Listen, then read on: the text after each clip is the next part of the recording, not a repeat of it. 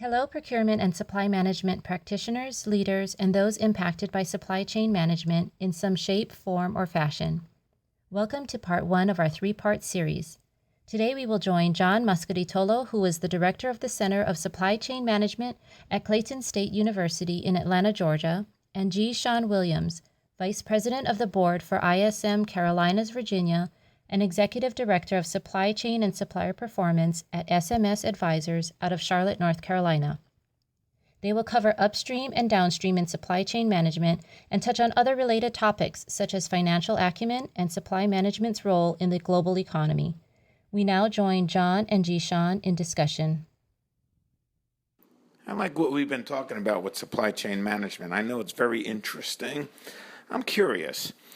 What was your first job out of college, and what do you know today about supply chain management that you had no idea about over 15 years ago? My first job out of undergrad, that was Intel Corporation, and it seems like so long ago. You know, it's actually an interesting story on Intel.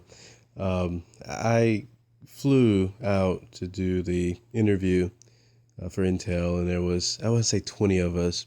And we all flew out to Phoenix, and it was December 2nd to be exact. It was 62 degrees outside. I'll never forget this. And I just remembered, I'd never been to Phoenix, driving through the mountains, and just a amazing experience. We did the recruit, and we had our interviews and yada, yada, yada. I was feeling pretty good. So a couple weeks later, I got a phone call, and they said, "Hey, we really enjoyed your interview. In fact, we enjoyed it so much, we want to try something different with you. We think it may be better for us to send you to our research and development facility." And I said, "Okay." They said, "You have more opportunities there, and you have an opportunity to be part of what's called Copy Exact." And I said, that sounds interesting. And so I asked, where's it located? And, my mind was set on Phoenix, right? And they said, Portland, Oregon. I said, where is Portland, Oregon? And I remember getting off the phone and going to my map of the United States and realizing that there was indeed a state in between Washington and California. But nevertheless, that was my first role out of college, was really buying. I was a commodity buyer working with a Japanese-based equipment manufacturer for our manufacturing process. So I enjoyed that. And, I guess over the years, one of the things that is key to me that I'll never forget is really understanding how connected supply management was to the actual client base. When you're at a company like Intel, it's so large that sometimes you can get distracted whether or not you're buying MRO, which is what I was doing, or you're buying capital equipment, or whatever you may be focusing on, chemicals. You get distracted in your world of being a supply management professional. But when I went to the bedding industry, John, what I saw very quickly is the decisions that we made about direct materials. So what cottons, what fibers, what lumber, what steel we were using in that particular mattress directly impacted our customer, including me, who actually slept on a mattress. So I started to see that, our world of upstream and downstream is a lot more connected than what I thought originally coming out of school. And the same thing in the home building industry. One of the things that I took for granted is that home building, let's take Ryan Homes or Pulte Homes or Syntex or whoever, all right, about 80 to 90% of what is done to build a house is actually subcontracted. Not a lot of people know that.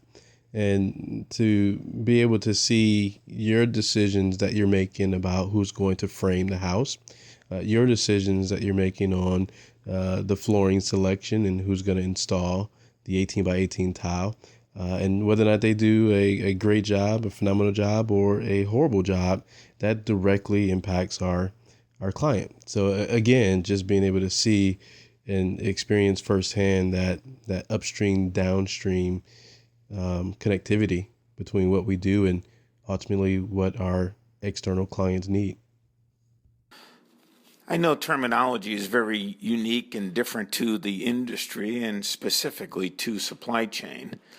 But can you discuss upstream and downstream a little more for the folks who heard the terms but never had time to really explore what they really mean? Yeah, no problem. Upstream, downstream. So I mentioned it a couple of times just a second ago. I'll go a little bit deeper. I think the best thing for us to do is to imagine, as folks are listening to this, let's imagine a supply chain circle. So we have three circles, one to the left, one in the middle, and one to the right. And let's overlap those circles. So there's overlap between circle 1 and 2, as well as overlap between circle 2 and 3. As we work our way to the left, essentially what we're doing is we're working with suppliers and the supply base. It can go back 1 tier, it can go back 2 tiers, 3 tiers, 4 tiers. But essentially, as we're going closer to the actual source, closer to the raw material, we're going upstream. And then the other way, we start from the middle circle and we start to work our way towards our clients. As we're going closer to the person that's actually buying the end product, we're working our way downstream. So at a high level, if you look at your supply chain circles, that's a good way of being able to understand upstream and downstream.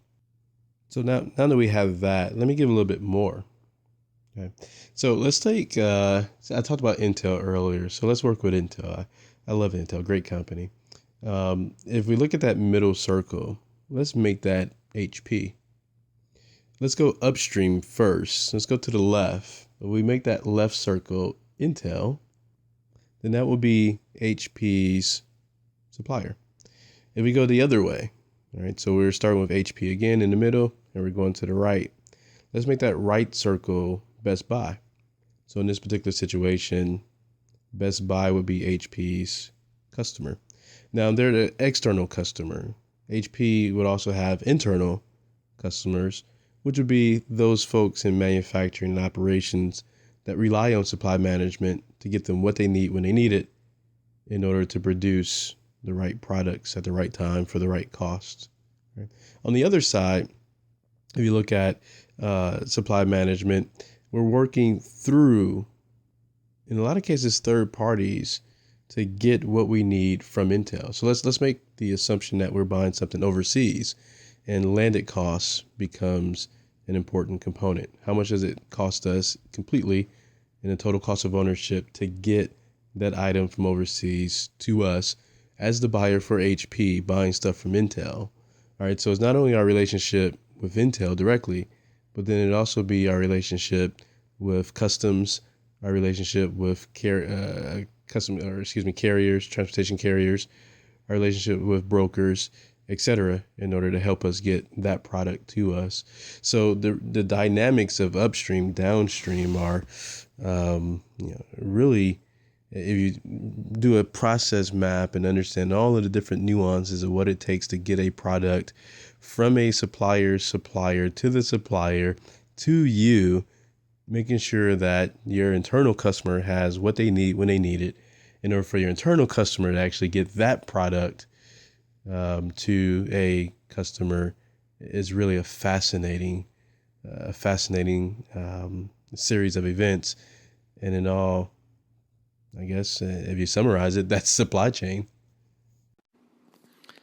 I know you have a pretty progressive career in supply chain. What was the most critical thing you have learned in your journey? The most critical thing that I've learned in my journey, John, I would have to go with two. Can I have two? I have to go with two. One would be the ability to speak and talk like a CFO. And I think the second, well, I know the second one would be the understanding the importance of supply chain to the global economy and being able to relate the two together. I think that is what really changed my career for the better. Let me start with the first one, really being able to speak like a CFO. Oftentimes we, as we're moving product upstream to downstream, and we're helping our organizations do such, whether it's in a sourcing or contract negotiations, purchasing, supply management, contract management, whatever our role is, getting that product and securing the product and working with the supplier. Or on the flip side, whether it's transportation, distribution, logistics, whatever our role is, and physically being able to deploy or bring those items in or store them in order to get them ready to be deployed to a customer location, we ultimately have to prove the business case in a lot of scenarios. And what I find is, if I'm sitting in a boardroom or sitting in a meeting, and chances are the most important person in the room is the most powerful person. And the second most important person is usually the person with the numbers, whether it's the controller, the CFO, etc. So our ability to prove that business case, but to use those financial terms or to have that financial acumen, I think is extremely important. And that proved true for me. And what we're finding as we're training across the world is that there's no difference in this particular need, whether in Asia, Middle East, or US. So let me go a little bit deeper and expand on that a little bit, John. The ability for a supply management professional to talk about how we source something and what we're sourcing is extremely important. But at the end of the day, we need to be able to work with our executives, letting them know why we're doing what we're doing. And for them, in most cases, depending on how high up you are in the organization, you have two objectives. One is to protect shareholders' value, and the other one is to bring in and drive a profitable company. And both of those are somewhat interchangeable or connected. So our ability to speak in those terms is important. And let me give an example, right? And go a little bit deeper as we go. If we look at cost drivers, or just let's take the TCO that I talked about earlier, landed cost, right? Being able to understand not only the purchase price of what it takes to get it from, let's say, China to the US, but understand the total cost, which is the insurance, on that shipment. Understand how much risk we want to take. Are we going to have a Incoterm of X works or DDP? How much do we want to pay? Sometimes we have to pay a little bit more to get control over that shipment, and we limit our risk by doing such. Maybe, I don't know. Then we have to go through customs. So really understanding all of the nuances, being able to take that total cost and then bring it back to our executive team and say, here's what I got. The summary of these costs are X, but that's not enough. We have to go farther and essentially be able to break down that the reason why we would do this, the reason why we would source it from China as opposed to a domestic source is because of what? And I think ultimately the answer comes down to what our alternatives are. It comes down to the financial impact and how we find ourselves on the income statement. And that's a whole different conversation, right? But ultimately, are we driving down direct costs in this decision? Are we driving down operating expenses in this decision? And then it ends with our risk mitigation. How much consideration have we put into being able to mitigate our risk, which directly correlates back to those objectives of the boardroom and our executives. So that's the finance side. My second, answer to this question or the second part of the answer is the importance of supply chain. So I talked about finance and being able to have that financial acumen, that business acumen. But then also have to look at, we have to understand our importance in the global economy. So let me go back. Let me just go to natural resources, John. And you and I had a little bit of fun with this with the group at Clayton State a few weeks ago. But if we look at natural resources, at the end of the day, the natural resources in the ground, whether uranium, whether oil, whether iron ore, whatever it may be, needs to be extracted and produced into something before it's valuable. And essentially, the procurement and supply management or supply chain processes is what does that.